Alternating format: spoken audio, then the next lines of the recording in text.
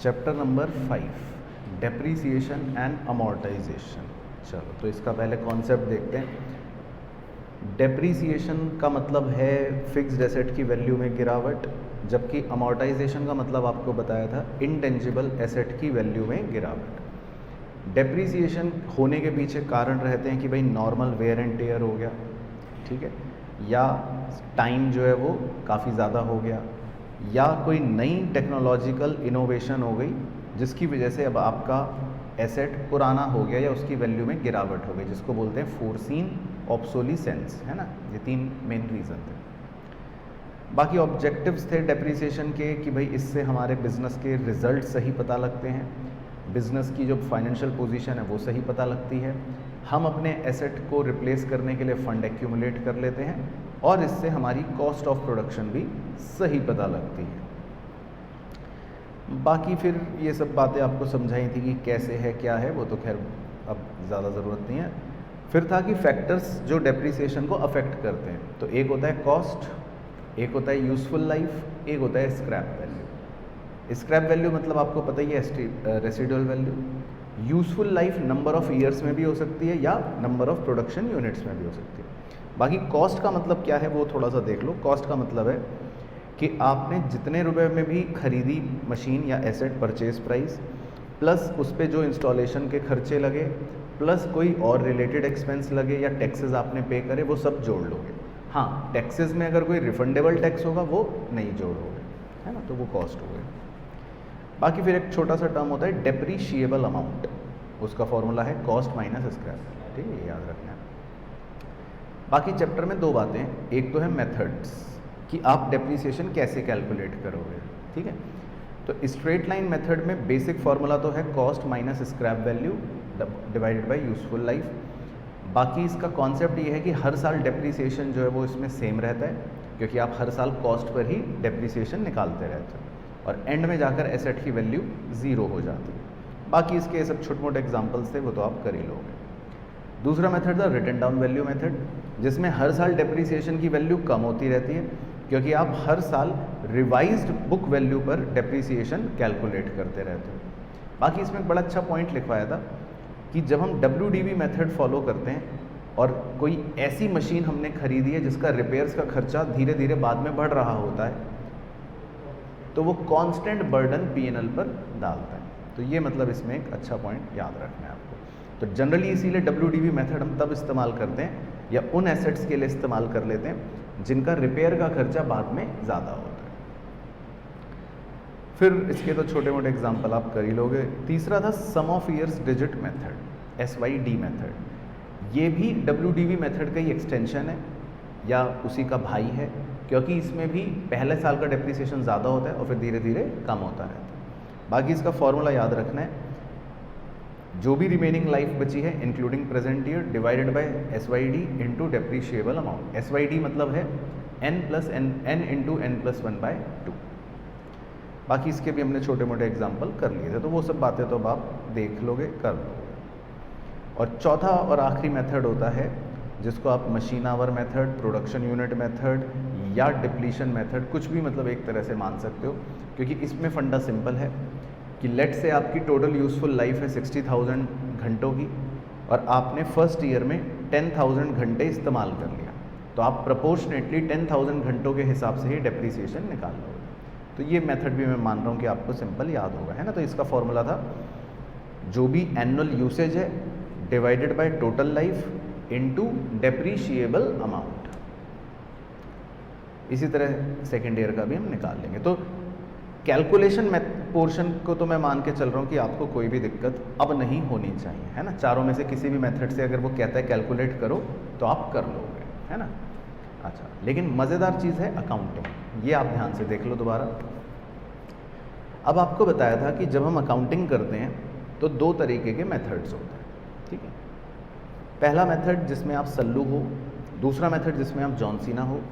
सल्लू वाले मेथड में जो और जॉन सीना वाले मेथड में, मतलब मेथड 1 मेथड 2 में जो मेन डिफरेंस है वो सेकेंड एंट्री का है, बस उस पर फोकस करो। पहले मेथड में हम डेप्रीसिएशन से एसेट की वैल्यू को कम करते हैं, तो एंट्री हो रही है डेप्रीसिएशन डेबिट टू एसेट।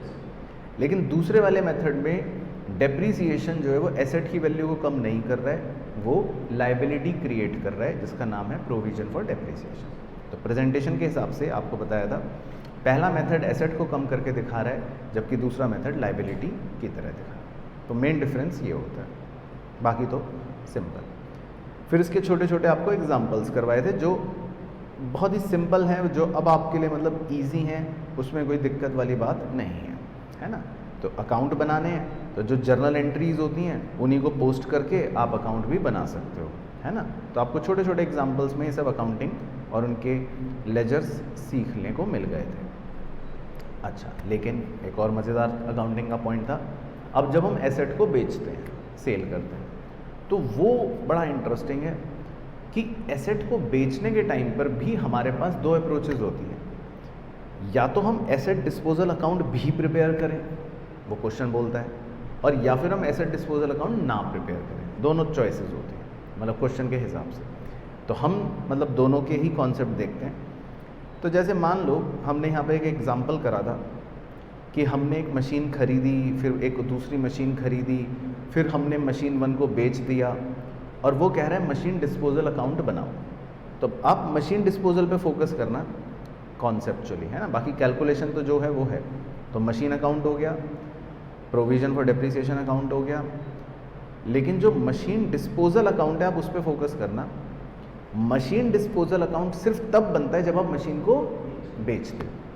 तो जैसे ही आपने कोई मशीन बेची तो एंट्री होती है machine disposal account debit to machine.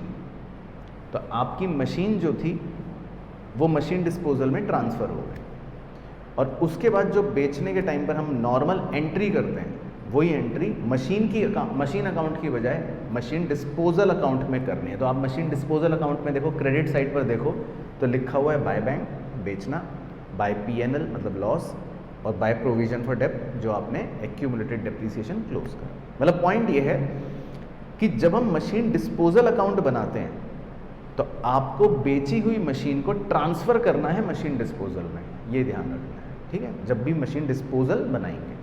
लेकिन अगर मान लो मशीन डिस्पोजल नहीं बना रहे, जैसे मान लो हमने एक एग्जांपल करा था कि आप मशीन डिस्पोजल नहीं बना रहे हैं, ठीक है, तो फिर देखो आपको मशीन अकाउंट के अंदर ही बाय बैंक भी लिखना है, बाय अपना जो लॉस है वो भी लिखना है, जो सेल अगर मतलब डेप्रिसिएशन है वो भी लिखना है, फिर आप मशीन डिस्पोजल में ट्रांसफ़र नहीं करो। तो क्लियर हो गया डिफरेंस मोटा मोटी। बस तो ये मतलब आपको मैंने बताया था कि अलग अलग कॉम्बिनेशंस आ सकते हैं, वो क्वेश्चन के ऊपर है कि वो आपसे प्रोविजन वाला मेथड फॉलो करवा रहा है या सल्लू वाला मेथड फॉलो करवा रहा है। फिर वो मशीन को बेचने पर क्वेश्चन या तो आपसे एसेट डिस्पोजल बनवा भी सकता है या एसेट डिस्पोजल नहीं भी बनवा सकता। तो वो क्वेश्चन खुद ही डिसाइड करेगा कि भाई क्या है, और वो SLM मेथड से भी करवा सकता है, वो WDV मेथड से भी करवा सकता है, ठीक है। अच्छा, लेकिन इसमें एक बड़ा इंपॉर्टेंट कॉन्सेप्ट है, वो भी डिस्कस करना ज़रूरी है। बाकी कुछ क्वेश्चंस भी थे, वो छोटे क्वेश्चंस थे, लेकिन आपको मैं एक इम्पॉर्टेंट चीज़ दिखाता हूँ। देखो ये छोटे छोटे क्वेश्चंस थे, ये तो आप देखोगे तो आपको समझ आ जाएगा। लेकिन इसमें कॉन्सेप्ट था रीवैल्यूएशन का, ठीक है। हम अपने एसेट्स की वैल्यू को कई बार रीवैल्यू भी कर देते हैं, बढ़ा भी देते हैं, घटा भी देते हैं, है ना। तो उसमें आपको ये चीज़ ध्यान रखनी है, और उसका एक ही क्वेश्चन है बुक के अंदर, वो आप मार्क कर लेना। क्वेश्चन नंबर प्रैक्टिकल प्रॉब्लम 5 है, ठीक है। तो ये मतलब 4 या 5 नंबर की वेटेज का क्वेश्चन आ सकता है, तो आपके लिए बड़ा ही हैंडी क्वेश्चन है, और एक ही क्वेश्चन है रिवैल्यूएशन का, मतलब अच्छा क्वेश्चन। तो इसमें बेसिकली देखो क्या है ये क्वेश्चन के अंदर, कि जैसे इनके पास एक रिवैल्यूएशन का रिजर्व या सरप्लस है 3 लाख का, ठीक है। अब उसके बाद इनकी जो एसेट है उसकी बुक वैल्यू दे रखी है 35 लाख, ठीक है। फिर उन्होंने 3 केस बना रखे हैं।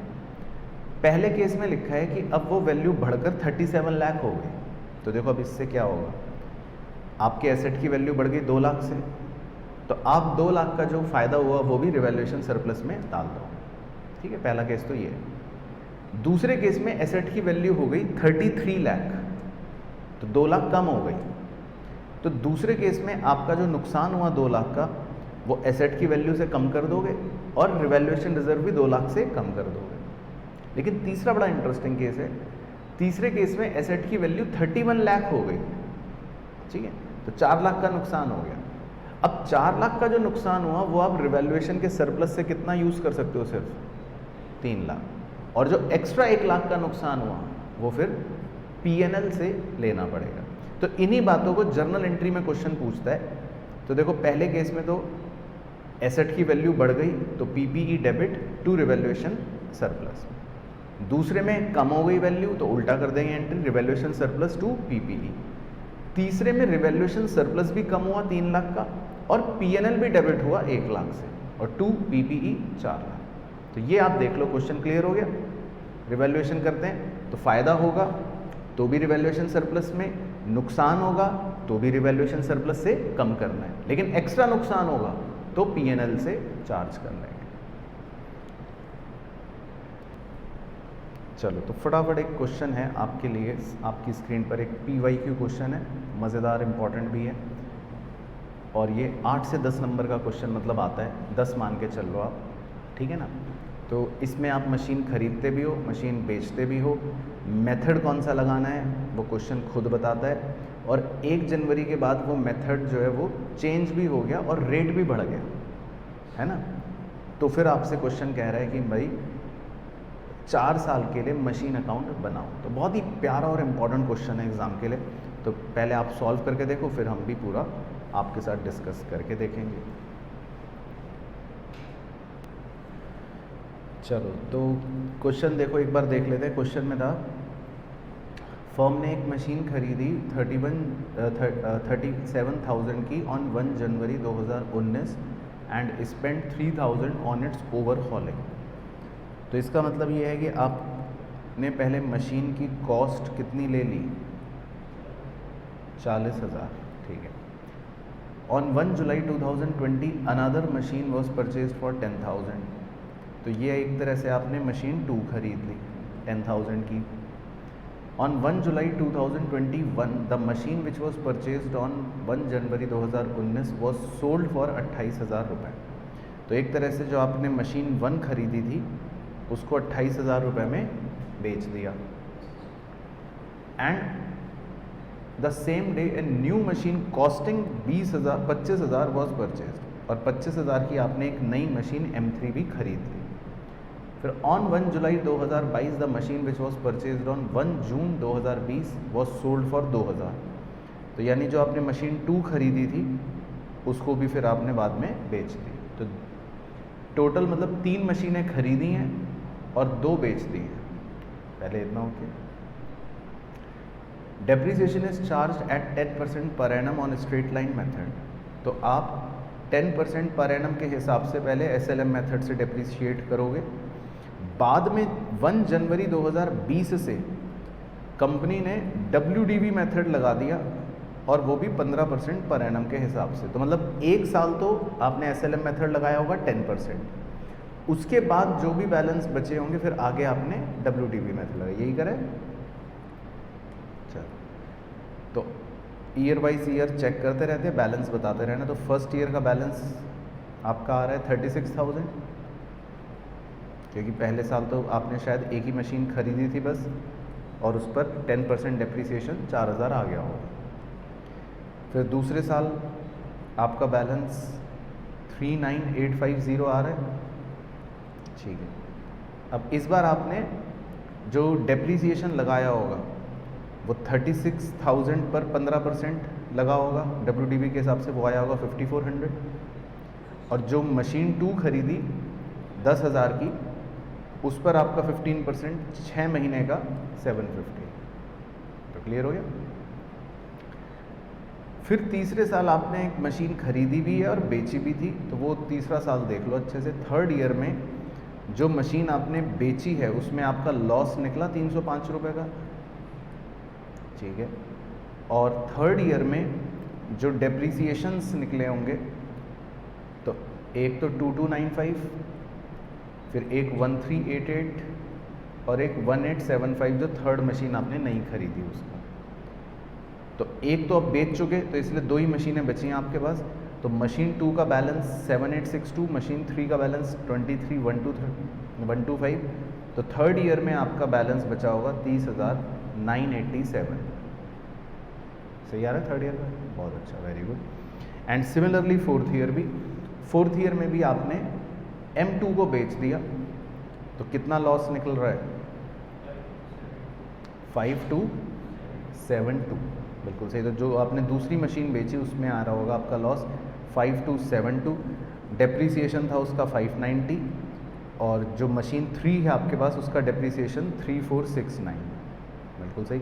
तो जो बैलेंस बचा वो टेक्निकली सिर्फ आपका मशीन 3 का बैलेंस बचा होगा आपका 19,656 रुपये। तो क्लियर हो गया? ठीक है, बिल्कुल सही आ रहा है, 19,656। तो ये एक क्वेश्चन मतलब अच्छा क्वेश्चन था। तो क्लियर हो गया अच्छे से? चलो, हाँ, तो मेथड चेंज का क्वेश्चन था। तो 1 साल SLM, उसके बाद WT, और कुछ नहीं होता। नहीं, वो हमारे रेट्रोस्पेक्टिव इफेक्ट जो था वो पहले वो होते थे, अब नहीं आता, वो अब हमारे सिलेबस में नहीं। तो क्लियर हो गया वाला?